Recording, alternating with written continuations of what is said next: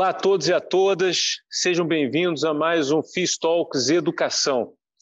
Meu nome é Cristiano Glória e para quem está assistindo os nossos vídeos aí pela primeira vez, esse é o espaço que a gente fala sobre os eixos temáticos da iniciativa FIS.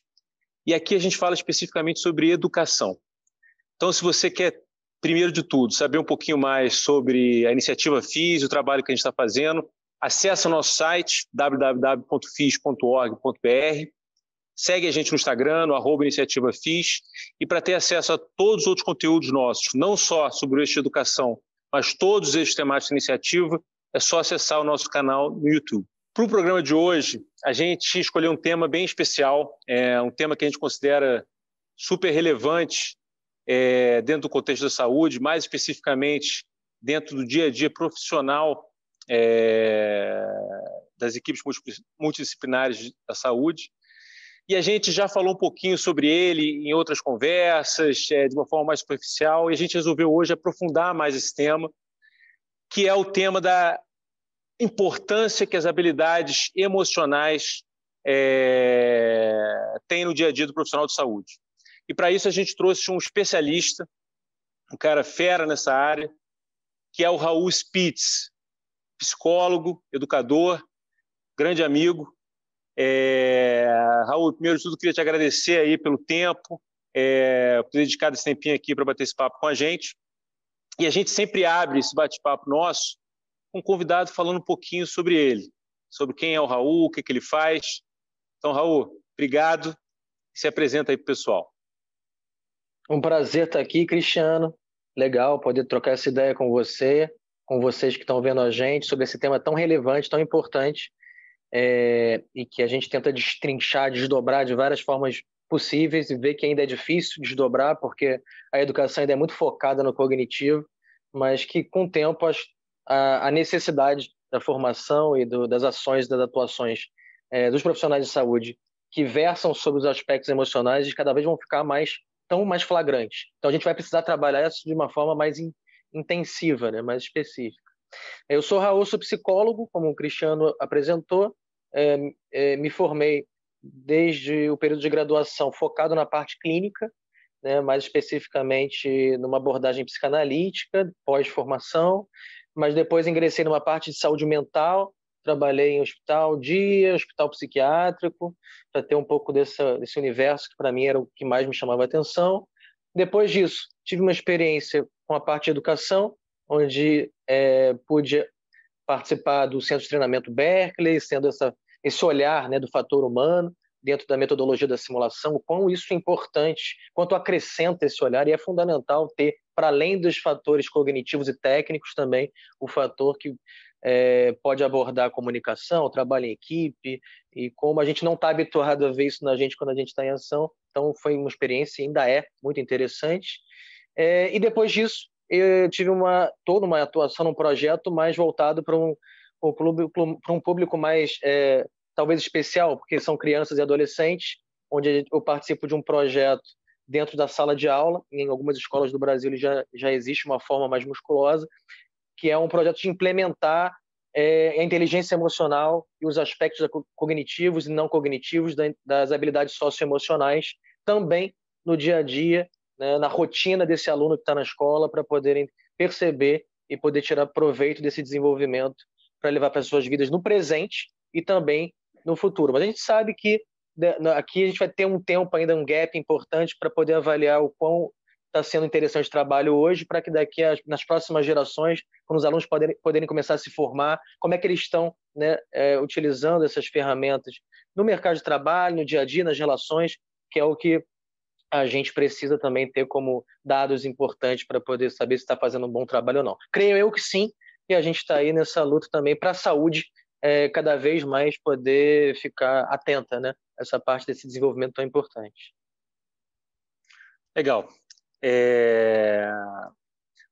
Trabalhei junto com o Raul também na formação de instrutores, né, utilizando métodos ativos de ensino pelo IBKL, e o Raul sempre trouxe uma visão muito humana do relacionamento entre o docente, o aluno, e é muito legal estar batendo esse papo aqui com você, cara. Para a gente começar, eu queria que você falasse para o pessoal, primeiro de tudo, o que são exatamente habilidades emocionais? Eu acho que, primeiro, é importante a gente focar nas duas palavras, né? A habilidade é alguma coisa que a gente carrega e pode desenvolver e tende a pensar em fatores que a gente tem na nossa bagagem e aplica ela de alguma forma. Sejam elas cognitivas, sejam elas corporais, sejam elas de relação interpessoal, mas também temos as habilidades emocionais, que a gente pode pensar que são aspectos que fazem parte do nosso dia a dia. A gente carrega para onde a gente vai, que são os nossos feelings, o que a gente sente, e como é que o que a gente sente, como é que o que a gente afeta, e como é que a gente afeta o outro, como é que a gente é afetado, isso se mostra de uma forma muito evidente nos nossos atos.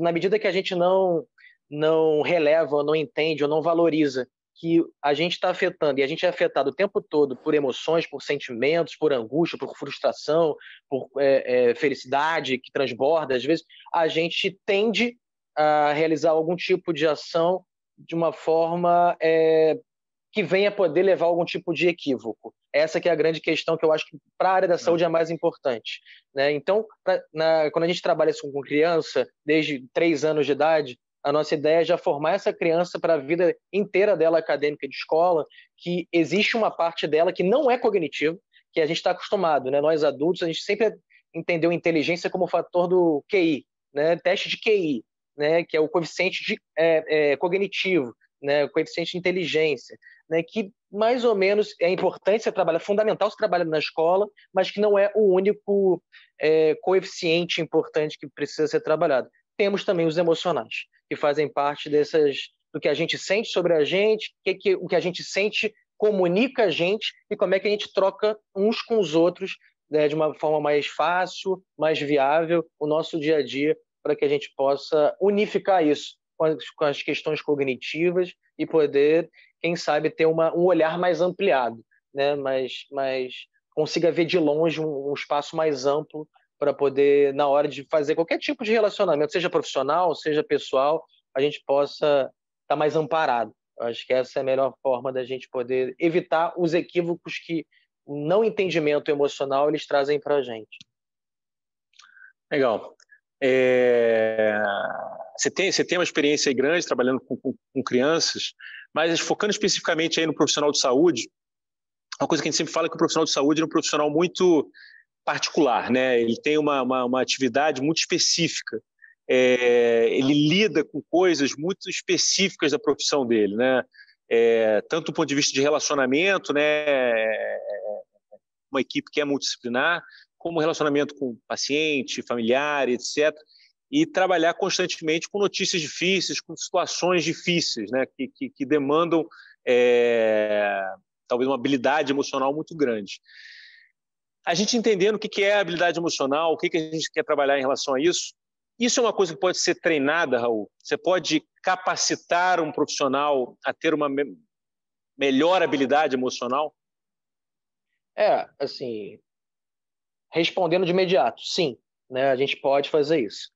Agora, trabalhar com um profissional de saúde, o profissional de saúde ele é uma profissão que tem na sua essência o caráter humano, né? Ela é uma profissão que vai lidar diretamente entre pessoa para pessoa. Isso faz com que a gente tenha que necessariamente recorrer a algumas ferramentas que a gente pode ou não ter desenvolvido ao longo da nossa vida, que aí tem toda a ideia da inteligência emocional, que o Daniel Goleman, que é o papa da inteligência emocional, no final da década de 80, ele traz os conceitos como autoconhecimento, como autorregulação, o autocontrole das emoções, a empatia, a capacidade da empatia, que é algo que está muito mais no nível da produção do que eu nasci com ou nasci sem. A gente tem um vício de achar que o Cristiano fala muito bem, mas ele sempre falou bem. Eu não tenho essa habilidade, isso é com ele. Como se eu não tivesse a possibilidade também de poder desenvolver. E eu digo sempre para profissional de saúde, vocês escolheram uma profissão que, por mais que vocês não tenham uma aptidão inata, o que veio de sempre, desde sempre, uma facilidade na fala, na troca, né, de olhar um outro que não é você, porque a empatia é isso, é você lidar com outro que não é você e nunca vai ser alguém que você possa chegar. Você pode desenvolver, você precisa desenvolver essa competência. Então, os bons profissionais, eles têm esse diferencial dos profissionais que a gente percebe ao longo da nossa vida de saúde, que eu estou falando, que não tem essa troca, não tem esse olho no olho, não tem o toque, não se preocupam com a gente. O médico, quando chama o nome da gente, a gente se sente às vezes mais, né, valorizado, porque, nossa, ele sabe o meu nome. Parece pouco, mas é muita coisa para a troca humana.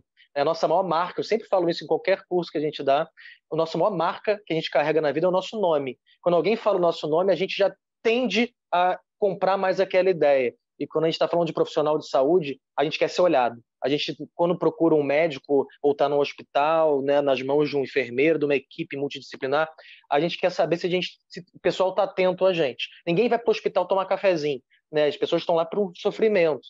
Então, o que elas precisam é de um cuidado. Né? E é óbvio que os fatores cognitivos eles são fundamentais, a equipe ter competência técnica para poder atender, mas existe todo um outro lado que eu não sei se fica mais ou menos, eu não estou interessado em estatística para saber o que é o mais importante, mas os aspectos humanos, do relacionamento, de saber dar uma notícia, seja ela boa, né, de que cria uma boa expectativa, seja ela uma notícia dramática, precisa-se ter um respeito a alguém que está ali, que não sou eu, que pode estar ali tendo uma notícia talvez a mais dramática da sua vida, de acordo com o que esteja passando, notícias difíceis que você falou, e que a gente precisa, por mais que a gente, quanto médico, enfermeiro, lide com isso no dia a dia, a outra pessoa que está na nossa frente, ela não é médica, ela é leiga, ela não tem nenhum compromisso de saber os termos técnicos, como é que a gente pode desenhar toda a nomenclatura que o profissional de saúde ele aprende durante a graduação deles e das formações, para depois fazer todo o processo inverso. Né? Eu adoro dar o exemplo de esclerose lateral amiotrófica, né? O famoso ELA, que é uma doença dramática. Né? Esse nome é um palavrão, é um nome horrível. Né? Imagina você falando para uma mãe de um menino que está com uma suspeita de esclerose lateral amiotrófica. Ele tem isso. Né? Você tem que repensar essas 3 palavras de uma forma a ser capaz de você ser compreendido pela mãe. Né? O que é uma esclerose, o que é amiotrófico, de que forma ela atua, para que aquela mulher, aquele sujeito, aquele usuário possa sair tendo sido atendido minimamente. Seja você indo pelo um bom diagnóstico correto, uma boa hipótese, seja você por ter olhado nos olhos, ter tocado, ter se colocado à disposição. Liga para mim se você precisar. Né? Quais são os médicos que trabalham? E é muito difícil fazer isso, né? Porque não é só... Eu estou falando das realidades inúmeras que existem no Brasil, não só, né, do mercado, dos hospitais particulares, mas todo também lado público, que a gente sabe da estrutura que é mais complexa, mas da gente poder, de uma forma humana, estar se colocando diante de alguém que pode estar passando por um sofrimento gigante. O que eu posso fazer, por mais que eu não tenha resposta? Que é uma outra questão também. E aí é legal fazer um diferencial entre médico e enfermeiro, porque o enfermeiro ele é formado para cuidar, e o médico ainda está sendo, né, embora esteja diminuindo, ele ainda é formado para curar. E quando o médico não tem cura, ele tende a se estressar, a se afobar, ficar ansioso, nervoso, né? Porque ele é formado para achar resposta. Está aí a própria Covid para mostrar para a própria medicina, para a tecnologia, que tem muita coisa sem resposta ainda. Né? Muita coisa que precisa de estudo, de parceria, né? de aprofundamento para que a gente possa conviver com as não respostas. Não, interessante isso, né? A gente falou da possibilidade de treinar ou não e do dia a dia desse profissional. Uma coisa que eu sempre falei muito e comento muito é que existe talvez uma falsa impressão que questões comportamentais elas são mais subjetivas. Eu vou ter um feeling ali na hora, como é que eu vou lidar com isso? Não, se isso acontecer, eu acho que eu sei como é que eu vou...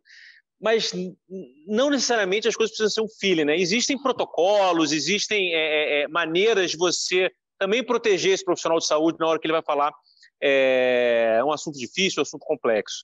E aí, pensando na capacitação desse profissional, qual a melhor maneira de você fazer isso? Porque a gente está falando de uma coisa que expõe o profissional, né? Falar sobre sentimentos, falar sobre situações, etc., é claro que eu não estou falando das coisas básicas, eu não vou atender o telefone na frente do paciente, etc.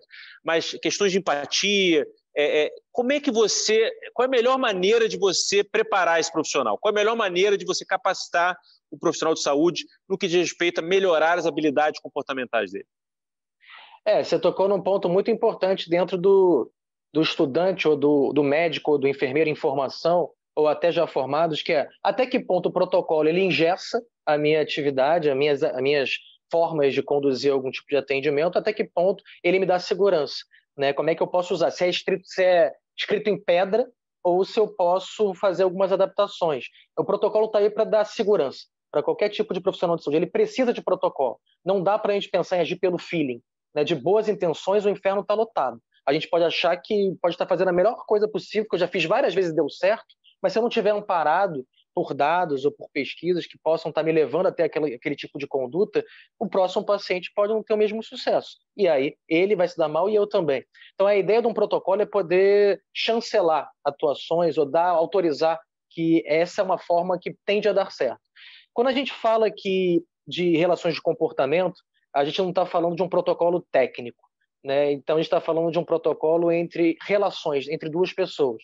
Isso tende a deixar o protocolo muito mais amplo, muito mais fluido, muito menos fixo, né? Muito mais complicado pensar num protocolo de comunicação de uma notícia diversa, que existe, né? Uma notícia difícil, comparando ele com um protocolo de BLS, ou de suporte básico de vida, que você primeiro vai fazer a compressão, depois você vai fazer a via aérea, depois você vai desfibrilar. É técnico, né? No protocolo humano, né, não técnico, não cognitivo, ele vai muito em direção ao que a gente pode usar dentro da nossa personalidade, né, respeitando o meu sentimento, a parte emocional do sujeito profissional e, obviamente, o que ele sente com relação a estar fazendo aquilo, que eu acho que é muito, às vezes é raro o profissional pensar isso. Será que ele já pensou, os profissionais, o que ele está fazendo naquele hospital, naquela noite chuvosa, com o hospital lotado? Será que ele imaginou um dia que isso pudesse estar acontecendo? Isso pode suscitar uma série de emoções. Então, o emocional, o social, que é o médico, ele trabalha sempre com alguém, ele nunca vai trabalhar sozinho, ele vai estar sempre ou com um colega, ou com equipamentos que vão ser mediados por outras pessoas, ou com pacientes à frente dele. Então, como é que ele lida com o emocional, com o social e com a parte ética?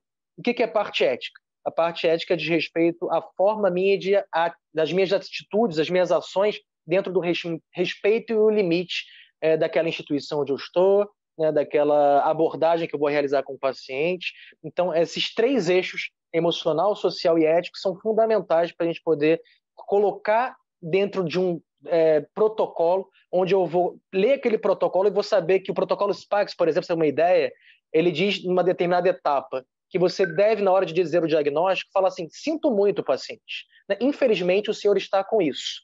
Né? Ele fala isso, dando exemplos. E, obviamente, a gente que está lendo esse protocolo, a gente não pode olhar aquilo e ler ipsilíteres e falar assim: infelizmente, Cristiano, né? Ele vem de uma caminhada desde o início, onde eu vou receber o paciente, eu vou pedir para sentar, eu vou olhar nos olhos, eu vou entender um pouco da história daquele paciente, eu vou me perguntar primeiro antes de falar algumas coisas, e depois eu vou percebendo a entrada que ele me dá para eu dar o diagnóstico, e sim, de fato, eu senti, porque é uma notícia que eu não queria ter dado, embora eu não possa fazer nada. Esses são os fatos. Mas esse é o lugar da empatia, é um lugar de construção e produção. Por isso que sim, qualquer profissional pode e deve desenvolver essa competência, né? Essas competências, como, por exemplo, da comunicação, né? Da empatia, da criatividade, né?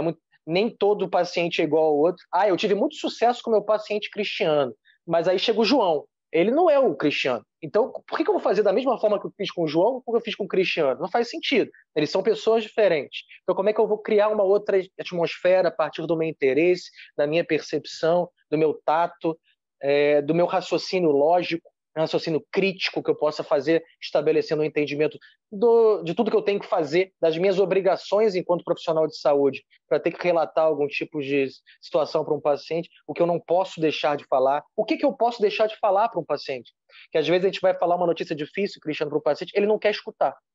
Né? E aí? Né? Eu vou dar essa notícia difícil abrindo a boca dele, botando dentro da boca dele, ou eu vou respeitar o desejo dele? Né? Uhum. É isso, é a gente poder respeitar o paciente. Inclusive, esse é um ponto que o CRM, né, o Código de Ética Médica, hoje em dia está privilegiando bastante. O paciente tem muito mais direitos hoje do que tinha antigamente, para poder escolher e chutar, inclusive, o médico que não gostar, poder ter uma segunda opção. Então, isso é muito importante, né, a gente poder desenvolver. Né? Isso você falou, né? Questão do relacionamento do profissional de saúde com o paciente, com o familiar, né? Tem aquelas 3 regras ali da comunicação, isso precisa ser dito, isso precisa ser dito por mim, isso precisa ser dito por mim agora. Eu uso muito isso em reunião minha. Mas eu fico pensando na capacitação dele em si, em treinar esse profissional, porque você falou aí do BLS, né, do Protocolo de Suporte Básico à Vida. Você está falando de repetição, treinar. Vou treinar ali a massagem, a ventilação, etc. A questão comportamental é um pouco diferente. Então, como é que você faz esse approach? Você acha que é um trabalho com atores, trabalhar numa dinâmica de grupo? Qual a melhor maneira do profissional de saúde absorver esse conhecimento, começar a trabalhar ele no seu dia a dia? Primeiro, eu acho que começa na parte teórica dos cursos, né, de formação dos profissionais. Muito ainda me choca saber que existem formações, principalmente da medicina, de médicos, que nas faculdades, quando o aluno entra, o primeiro dia de aula, vem o diretor da faculdade e diz: olha, agora é Deus no céu e vocês na terra. Né? No momento que ele fala isso, né, para os alunos, isso aconteceu de verdade. Né? Eu tenho amigos médicos que já passaram por isso. Né? No momento que você faz isso, você está colocando, né, fazendo programar dentro dos cérebros daqueles adolescentes ou jovens adultos que estão ali começando uma formação, de que eles estão no degrau acima, né, e que eles precisam saber tudo, precisam decorar tudo, não podem errar, não podem tem que ter vergonha caso errem, tem que esconder os erros, não mostrar as vulnerabilidades. Então, tem uma série de questões aí que são colocadas ainda dentro de um espectro do que o médico representa na sociedade e ainda em algumas escolas médicas. Nem todas, isso tem mudado, passos lentos, mas tem mudado. Então, depois dessa parte teórica que precisa ser repensada, porque o trabalho do profissional de saúde é de humano para humano, né? Não tem condição diferente disso, entre iguais de espécie, né, vamos dizer assim, a gente precisa pensar na forma de trabalhar isso. E o treinamento que pode ser realizado de forma contínua, de forma realizado de uma forma várias e várias vezes, onde o aluno possa errar. Né? O aluno de medicina e de enfermagem é aquele que precisa aprender a errar errando. Aliás, precisa aprender a acertar errando. E ele só pode fazer isso num espaço seja seguro. Obviamente que ele não vai colocar ele em risco nem os pacientes em risco. Então, a melhor forma de eu entender que esse profissional ele pode, seja ele estudante, seja ele profissional, ainda mais os profissionais que já estão treinados há muito tempo, em locais onde eles estejam seguros, eles possam errar, eles possam matar, entre aspas, um manequim ou um simulador real de paciente, que não é um ser humano, e ele possa discutir sobre o que levou ele a errar. Porque muitas vezes ele tem os aspectos cognitivos dentro da cabeça dele, todos certinhos, padronizados, é aquele cara que decorou o livro, sabe tudo, mas na hora do atendimento em si, e quando a gente simula isso com atores ou entre os próprios alunos, a gente sabe que a gente ultrapassa de uma forma significativa os fatores cognitivos, entra aí as distrações, né, como é que aquele sujeito está vivendo na vida dele naquele momento, se perdeu alguém, se ganhou na loteria, se vai casar, se vai separar, se está para nascer o filho, tudo isso influencia, né, o sujeito naquele momento de atuação. Isso sendo realizado num treinamento, numa capacitação, né, de uma forma contínua. Não fez uma capacitação e acabou. Isso, para mim, não é satisfatório. Né? Precisa ser contínuo, uma reciclagem, né, feito em várias etapas ao longo da vida profissional, para que ele possa saber que o que distrai ele, talvez nos primeiros 5 anos de formado, vai ser outra coisa que vai distrair quando ele tiver 20 anos de formado. Né? Então, a gente poder estar sempre repensando as nossas relações com os nossos próprios sentimentos e emoções no hoje e nas nossas relações com os outros. Né? Então, o tempo todo, a gente poder trabalhar com ator, eu acho sensacional, a melhor forma da gente poder quebrar um pouco essa ideia de que quem sabe tudo de livro vai fazer um bom atendimento. Isso, para profissional de saúde, é muito marcante, é flagrante que não funciona. Sim. Beleza. Raul, muito bom. Eu acho que é uma maneira legal da gente terminar essa primeira parte da nossa conversa. Queria mais uma vez agradecer demais aí a sua presença.